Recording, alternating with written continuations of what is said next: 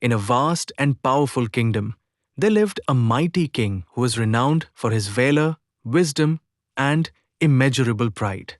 He ruled with justice, but his heart was filled with the belief that no one could ever match his greatness, especially not in love. One day, news reached him of a simple village girl named Anura, whose love for the divine was so pure, so intense, that even wandering sages bowed before her devotion. Intrigued and slightly annoyed, the king declared, "I will visit this girl and prove to her and the world that my love, my greatness, is unmatched." Clad in regal attire, with trumpets and elephants, he arrived in Anura's quiet village.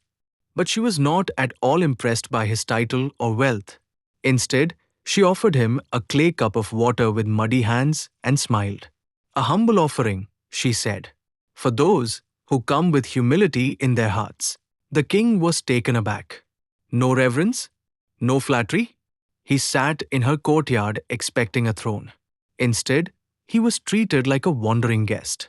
But what shocked him most was her unshakable peace. "How can you love so deeply, so purely, without ever receiving anything in return?" he asked. Anura replied, "True love is not a bargain. It is a surrender. I don't love the divine because he answers me. I love him because he lives in my every breath." Hearing this, the king's ego began to crumble. He who had conquered kingdoms realized he had never conquered his own pride. He fell to his knees and said, "You have shown me what no palace ever did, that love, when real, seeks no crown. It seeks only truth." From that day, the king returned to his court a changed man. He ruled not from pride, but with compassion, and he often returned to Anura for guidance, not as a king, but as a seeker. Moral of the story: ego demands recognition. Love demands surrender. Pride separates, but true love humbles and heals. In the end, it's not greatness that wins hearts, it's purity.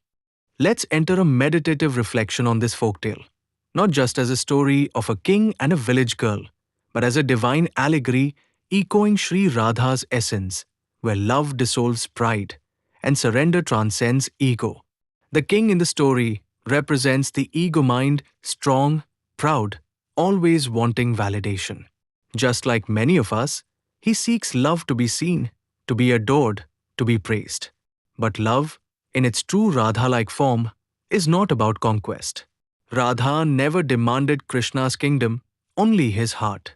Ask yourself, do I approach love with expectations or with surrender? Is my love for the divine or others rooted in self-image or in self-offering? Anura, the village girl, symbolized the soul's pure devotion, untouched by outer grandeur, unmoved by pride. Like Radha, she serves love not as a transaction, but as her identity. Her muddy hands remind us that love doesn't wear a crown, it wears simplicity. It doesn't need approval, it needs presence. In Radha Bhakti, the external is irrelevant. The mud of the path is sacred when walked in love. Ask yourself, do I measure worth by appearances? Am I humble enough to see divinity in the ordinary? When the king bows to Anura, his soul awakens. His crown does not fall, he removes it. That is the difference between defeat and surrender. Radha never defeats Krishna. She melts him. Her love doesn't fight the ego. It makes it irrelevant. Ego cannot enter the temple of real love. Only naked sincerity can.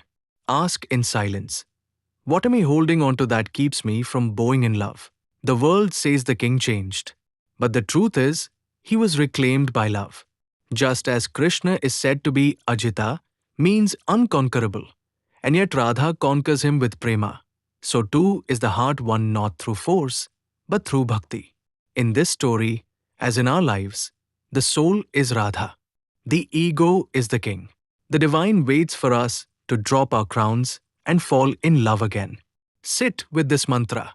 Love does not arrive to complete the ego. It arrives to dissolve it.